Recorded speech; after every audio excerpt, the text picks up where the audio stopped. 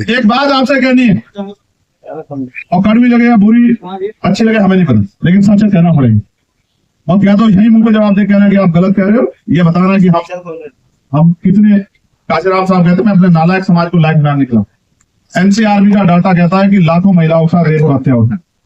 मैं झूठ तो नहीं कह रहा हूँ। 3 लाख 4 लाख महिलाओं से होती है नहीं होती। और अगर नहीं कर सकते अपनी बच्चों की रक्षा, तो उनको पैदा करने का कोई अधिकार नहीं। अगर हमारी बात गलत हो तो हमें यही बताओ। अगर नहीं कर सकता इतना बड़ा समाज रक्षा, तो उसको कोई अधिकार नहीं है बेटी को पैदा करने का। और अगर पैदा करते हो बेटी तो उसके सम्मान की रक्षा करना भी। और नहीं कर सकते हो तो फिर मत बोलो, फिर बड़े बड़े नारे और दावे मत करो। मत छोड़ो समाज को किसी और के भरोसे बनने के लिए। ये पे बैक टू सोसाइटी और सोशल रिस्पॉन्सिबिलिटी आपकी भी उतनी बनती है जितनी मेरी बनती है। जो मुझे दिया बाबा साहब ने वो आपको भी दिया। अपनी नैतिक जिम्मेदारी को भी सामाजिक रूप से पूरा पे बैक टू सोसाइटी को जिंदा करो। लड़ने वाले लोगों का साथ दो, समाज की आवाज बनो। और नहीं बन सकते तो फिर अपने दिल पे हाथ रख के पूछो कि जिंदा हो या नहीं। आज एक हम गए थे, एक बिटिया रो रही थी, अभी नहीं हमें भरत सिंह रो रही थी, और एक भाई आया फोटो खींचा, हमने खींच के दिया थप्पड़ और कहा कि अगर बेटी का सम्मान नहीं कर सकते तो कोई जरूरत नहीं है तुम्हें फोटो खिंचवाने की। और मीडिया के लोग चला देंगे कल कि चंद्रशेखर ने फीट देगी थी, अब चला दे, हमें क्या फर्क पड़ता है। लेकिन अगर हमारे सामने में गलत होगा तो हम चुप थोड़े रहेंगे। भाई हम अनुशासित सिखाएंगे बाबा साहब अम्बेडकर के, काशीराम साहब के। अगर हम नहीं सिखाएंगे कौन सिखाएगा? तो फीट दिया हमने उसको एकदम से, और इसलिए फीट दिया कि ये बात गलत हो सकती है कि हमने पीट दिया, लेकिन उस बेटी का सम्मान अगर उसको पीड़ा होगी, उसको तकलीफ होगी, तो ये हमारे सामने होगा, तो ये सहना अच्छी बात है। तो मैं आपसे भी कहता अनुशासित रहेंगे आंदोलन को आगे बढ़ा। भाई वही तो एक ऐसा पटल है जिसको दुनिया सुनती है, पूरे दुनिया का मीडिया है वहाँ, तमाम देशों की वो है वहाँ, उनकी टीमें है वहाँ, वो सुनती है कि देश में क्या चल रहा है। तो सच्ची बात नहीं कहेगा तो जाएगी कैसे? तो जो जुल्म हो रहा है, ज्यादती हो रहा है, ये तो एक पक्ष है, लेकिन हम लोगों की तरफ की दूसरा पक्ष है। जुल्म ज्यादती तो सुनते खत्म हो जाएगी जब सब लोग ताकतवर हो जाए। कल हमसे मीडिया के साथी ने कहा, इंडियन एक्सप्रेस के इंटरव्यू में, आइडिया एक्सचेंज छपेगा भी, हमसे कहा कि भाई आजकल आपकी आलोचना हो रही है। हमने कहा क्यों? कहता है कि भाई वो हेलीकॉप्टर में चलने लगे हैं, वही कहता है कि वो प्राइवेट जेट में चलने लगे हैं। तो मैंने कहा चलते तो हम ट्रेन से भी, तो ऐसा इसका मतलब ट्रेन हमारी हो गई। चलते तो हम इस बड़े वाले जहाज से भी हैं, तो ऐसा थोड़ा ही कि अडानी का जहाज हमारा हो गया। भाई हम तो उसमें यात्री बनकर सफर कर रहे हैं। लेकिन मैंने उनसे कहा मैं तो चाहता हूं कि भाई हमारा हर आदमी हेलीकॉप्टर से चले। भाई सच ये है, तुम अपने दिल पे हाथ रख के बताओ कितने लोग ऐसे हैं जिनकी माओ ने हवाई जहाज में सफर किया? बताओ हाथ बताओ।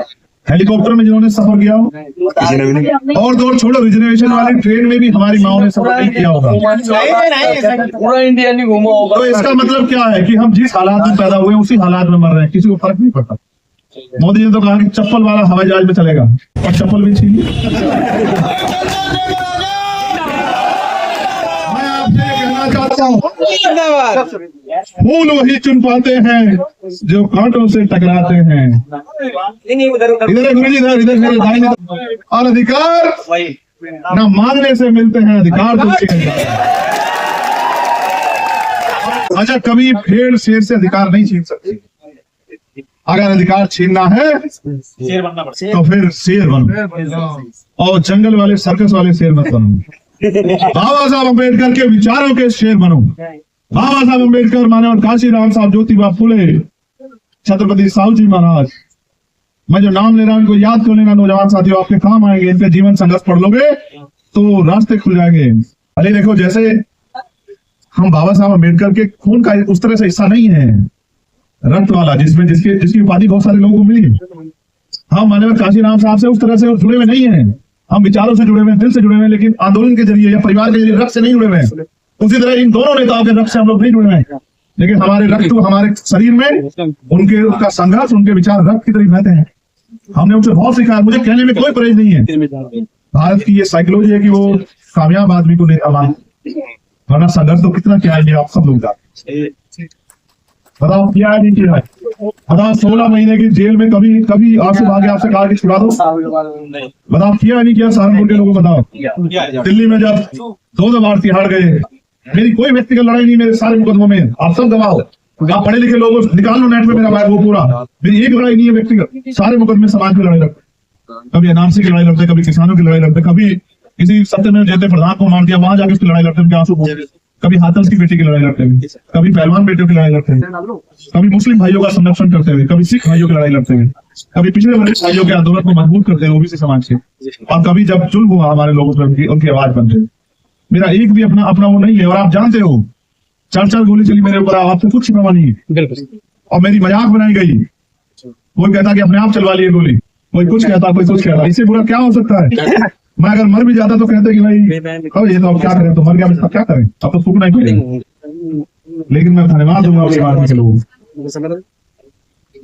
मैं इस ऋण को कभी नहीं चुका पाऊंगा अपनी आर्मी के साथियों के, उन्होंने बहुत मेहनत की, वो पीछे खड़े रहे और मुझे आगे बढ़ाते रहे, और आज उनकी वजह से चंद्रशेखर आजाद, आपका भाई, आपका बेटा पार्लियामेंट में खड़े होकर अपनी नौकरी को धन्यवाद दूंगा अपने सीनियर साथियों को जिनसे मैंने सीखा, जो मेरे बड़े भाई भी हैं, मेरे गुरु भी हैं, जिन्होंने मुझे सिखाया, और हमारे साथी जो पुलिस में अमित, हमारे छोटे भाई, हमारे आंदोलन के साथी थे।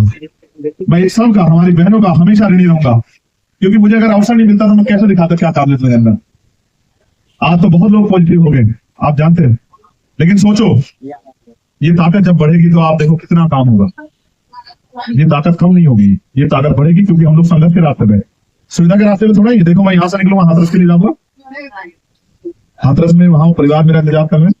अभी मैं छत्तीसगढ़ लौटा, चुनाव के बाद मैं 5 जगह गया। मैं औरैया गया जहां मार दिया एक हमारे साथी को, मैं रामपुर गया चुनाव के बीच में जहां बाबा साहब अम्बेडकर के पार्क के नाम पे गोली मार दी सोमेश को, और मैं अलीगढ़ गया जहां उस बच्चे को पुलिस ने कैसा मार दिया, आंखें निकाल दी, और मैं अभी दोलड़ी गया जहां 2 मुस्लिम भाइयों को मार दिया, बाप बेटे को, डबल मर्डर मेरठ में।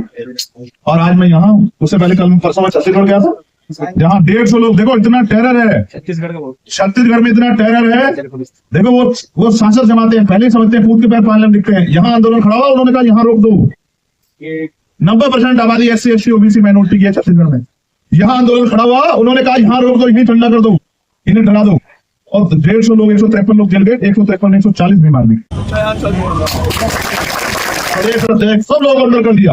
और जब मैं गया, इतना फोर्स लगाया, देख के लगता है कि अमेरिका का राष्ट्रपति आ गया है।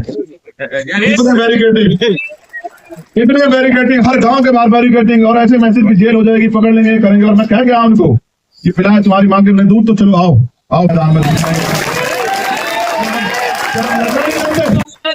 क्या हम लड़ना नहीं जानते? अच्छे अच्छे दिमाग ठीक कर रखे हमने दिल्ली में।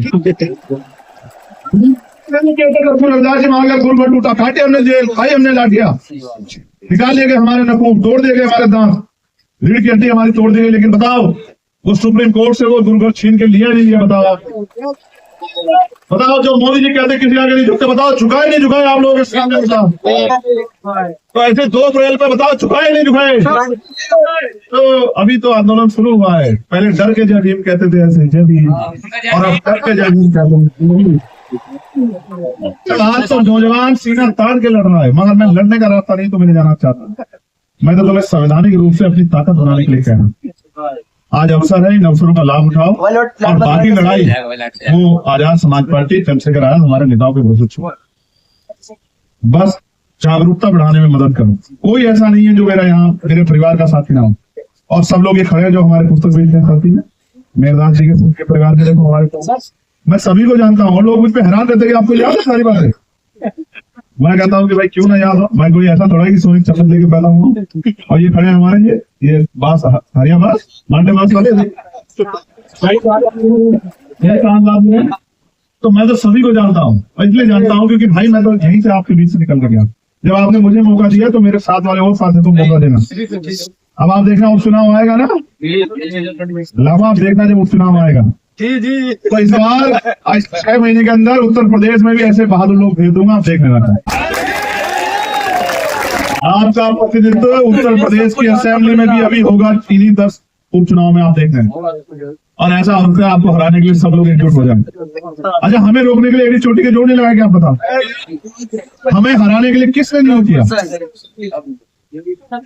हमारी नेता का तो मैं धन्यवाद देता हूँ, ठीक है, उन्होंने हमें लड़ना सिखा दिया। वो अगर रास्ता आसान कर दी तो लड़ना ठीक सिंह पास हो तो हमारी बड़ी है, उसका तो मैं धन्यवाद करता हूँ। और वो हमारा छोटा भाई है, अभी वो कुछ अभी तो उसको पता ही नहीं है। अब वो तो पार्टी के नेता ही कह रहे हैं कि वो एपरी पर, हम कहाँ से हैं? हम तो ये कहते हैं कि सीखेगा सीखे, भाई काम आके पेट से थोड़ा ही सीखता आदमी, संघर्ष करके सीखता। हाँ, उन्होंने नहीं कहा, हमने नहीं कहा, हमने तो कहा कि आओ बिहार में ज्वाइन या चलो आरक्षण हो जाओ, संघर्ष समिति ज्वाइन कर लो, ज्वाइन कर लो, देखो और सीख जाओगे, समाज की बात समझ जाओ। और जो दूसरे लोग हैं जो कहते हैं संविधान बचाएंगे, बताओ संविधान बचाने की इस मजबूत आवाज को रोकने के लिए एडी चोटी के जोड़ लगाए नहीं लगाए, बताओ। लेकिन नहीं रोक पाए क्योंकि हमारे समाज ने, दलित समाज ने, मुस्लिम समाज ने, किसान भाइयों ने, पिछड़े वर्ग के लोगों ने और जो न्याय पसंद लोग हैं उन्होंने भी कहा कि यार देखो बात सब चीज ठीक है। अब ये चंद्रशेखर, ये बात तो है कि वो लीडर है, एमपी एमएलए नहीं है, तो उसको हम वोट करते, तो वोट किया उन्होंने, हमने बूथ चेक कराए और मैं आपको विश्वास था कहता हूँ आज आप चुनाव करा लो, चल रहे किसी के साथ करा लो, बिजनौर की आटो सीधे आ जाता हूँ। मेरी मदद नहीं कर सकते हो, आप भी मुझे ताकत नहीं दे सकते हो। यहाँ भी बहुत बड़ी ताकत मिल गई है आपको। तो फिर सोचो कि फिर असेंबलियों में आपके खिलाफ कानून लड़ेंगे, कौन लड़ेगा आपकी लड़ाई? बताओ, आप बताओ। सुप्रीम कोर्ट ने कहा कि मिलना चाहिए, आर्टिकल संविधान के आर्टिकल 16(4) में है, वर्णित है, राइट है रिजर्वेशन इन प्रमोशन। बताओ क्यों नहीं दिया? बताओ क्यों नहीं दिया? क्योंकि सुप्रीम कोर्ट ने लाइन जोड़ दी कि सरकार चाहे तो आप दे सकती है। सरकार भाई रिजर्वेशन प्रमोशन मिलेगा तो हमारा आदमी 6 बजे आगे बढ़ेगा, तो बैकलॉग आए, नई नियुक्तियां होंगी और वो बैकलॉग भी भरा जाएगा, तो चीजें अच्छी होंगी नहीं होंगी, परिवर्तन होगा नहीं होगा, उसको रोकने के लिए कि हम हाशिए में पड़ रहे। और तो मुझे नहीं कहना ये सहारनपुर की जय हो, इस अपने छात्रावास, महान छात्रावास की जय हो, और हमारे सभी सीनियर साथी जिन्होंने हमारा मार्गदर्शन किया, बहुजन समाज के मिशनरी साथियों को मैं उनका भी बहुत बहुत धन्यवाद करना चाहता हूँ। उन्होंने मेरा बहुत मार्गदर्शन किया किस तरह लड़ाई लड़ी, और हमने पूरा चुनाव एक वोट एक नोट के आधार पर लड़ा। और बहुत सारे ऐसे साथी भी यहाँ बैठे हैं जिन्होंने पैसा देके भी मेरी मदद, आप जानते हैं चुनाव बहुत महंगा, और मेरे पुराने साथी घरटोली के भी यहाँ बैठे। तो मैं सभी साथियों को पुनः, और जो आज इस दुनिया में नहीं है किन्हीं कारणों से, मैं उनको भी आज याद करता हूँ पुनः अपनी कर्म भूमि पे। ये जननी भी है मेरी, इस जननी कर्म भूमि पे पुनः अपने सभी साथियों को याद करते हुए आपको वचन और विश्वास दिलाता हूँ कि ये आपकी स्वतंत्र और निष्पक्ष आवाज है। ये सदैव स्वतंत्र और निष्पक्ष रहकर समाज हित के लिए हर कुर्बानी कीमत चुकाकर महापुरुषों के आंदोलन को आगे बढ़ाने के लिए ये पूरा आंदोलन हमेशा समर्पित रहेगा। कभी भी दुश्मनों की किसी भी साजिश का शिकार नहीं हुआ, कभी भी किसी लालच में आके महापुरुषों के आंदोलन को किसी के हवाले नहीं करेगा, कमजोर नहीं पड़ना।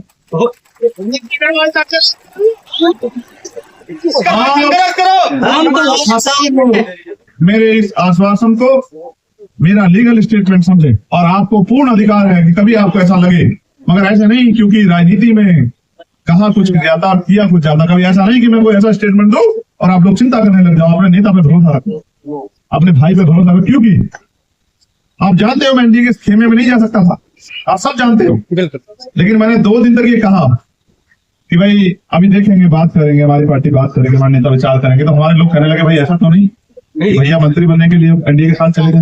हमने फिर कहा कि भाई अपने नेता की नीति और नीयत पे भरोसा, इसलिए कहा, वो बात इसलिए कही कि आपकी हैसियत को कमजोर ना कोई आंके। आप जानना चाहते हो क्या दिया इंडिया अलायंस के साथियों ने हमें? ये दिया हमें कि 3 दिन तक हम एक्स्ट्रा सीट में बैठे रहे, कि हमसे कहें कि आओ सब मिलकर लड़ेंगे, अब तो चुनाव खत्म हो गया। तो इतनी हिम्मत नहीं जुटा पाए इंडिया अलायंस के साथी कि हमसे कहते कि आओ हमारे साथ बैठे। 50 साल तो फल देता ही। और उदाहरण के तौर पर आगे नहीं आ गया फल, और ऐसा ही है अभी चंद्रशेखर आजाद। वो और मजबूत होगा, आजाद समाज पार्टी मजबूत होगी, बीमार भी मजबूत होगी, तो इतने फल आएंगे कि कोई भूखा नहीं रहे, कोई प्यासा नहीं रहे।